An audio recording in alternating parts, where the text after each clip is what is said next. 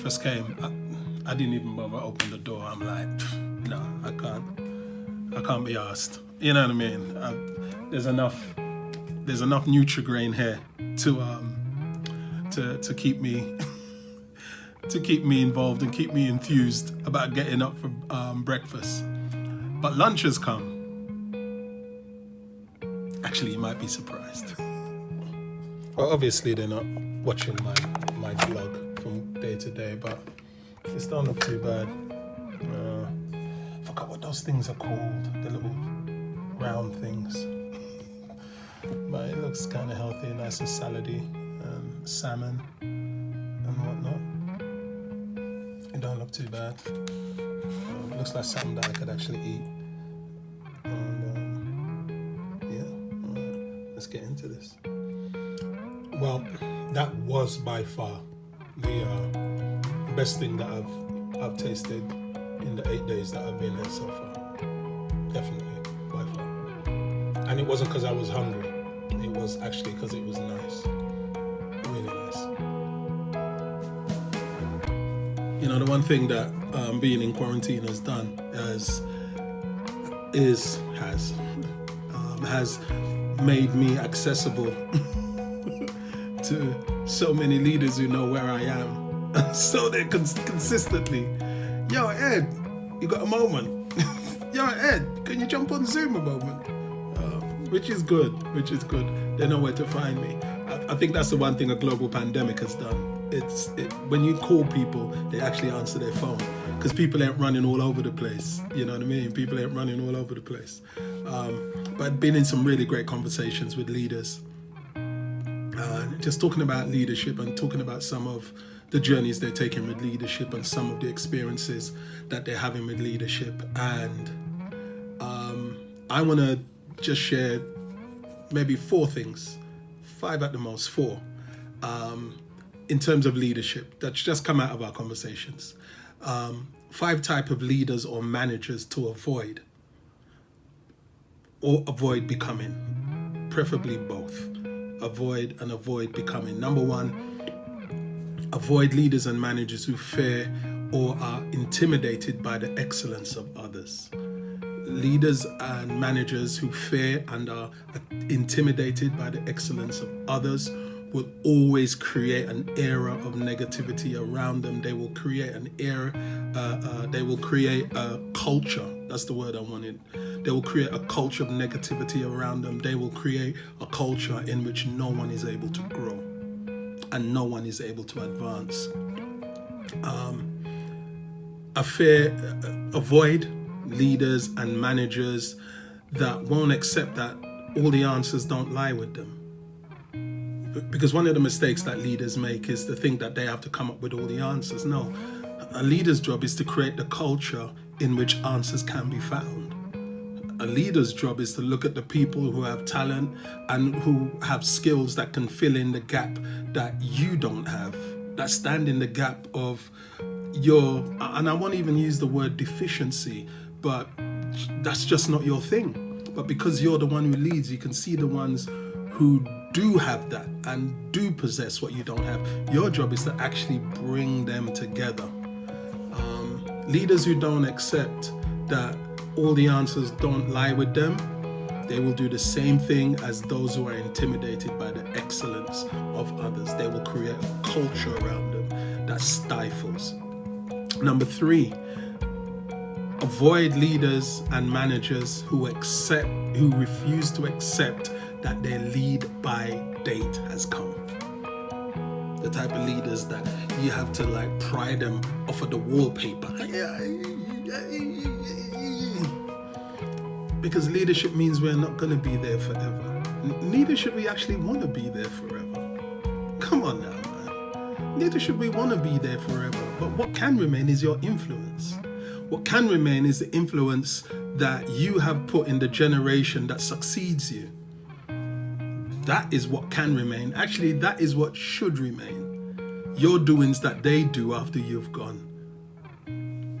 Number 4, avoid managers and leaders who try to spiritualize away their ethical responsibility. That something is ethically wrong. but they try to spiritualize it away. Avoid those type of people, whether they be within a church environment or whether they be outside of a church environment. It's not just people who are from a faith tradition that try to spiritualize away things.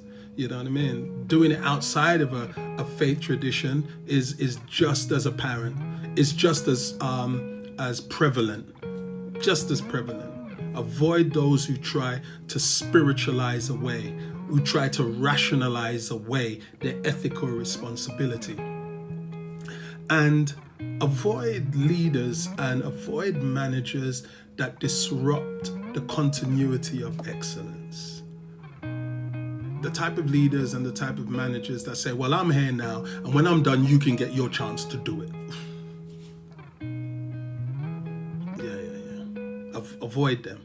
Avoid them, avoid being them. And continue to give me calls. I'm enjoying having these conversations with you.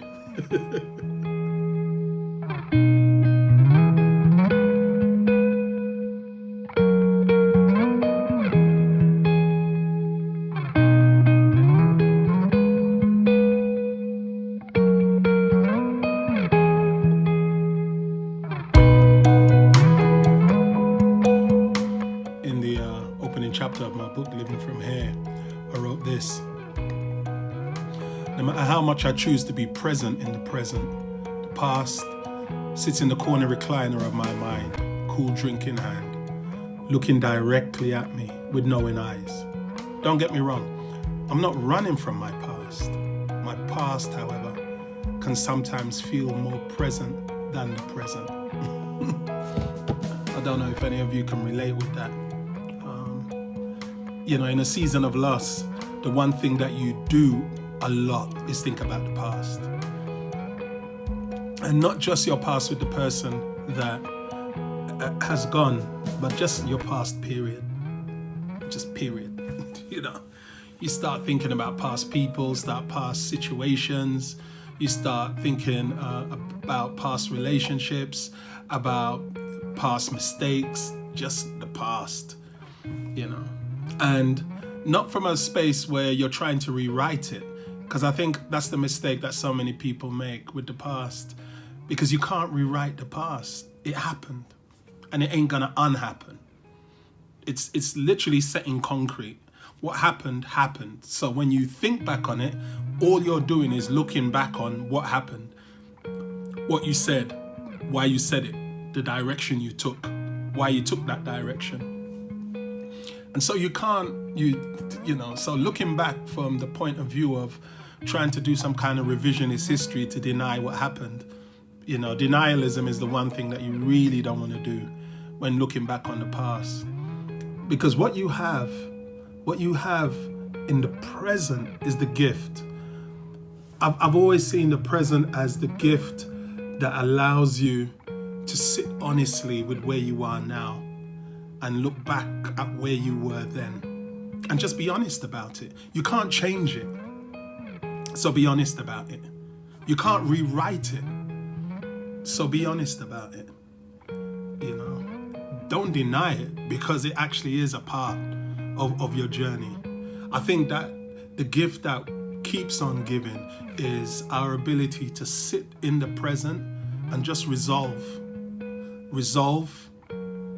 why we did what we did, resolve why we were so fearful, resolve why we were so angry, resolve why we were so impatient, resolve why we didn't love, resolve why we chose to love so deeply, resolve why we took such bad decisions when we knew that they were bad decisions, resolve why we was in the environments.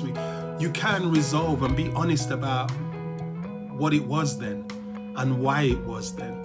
Because I think if you sit honestly with the present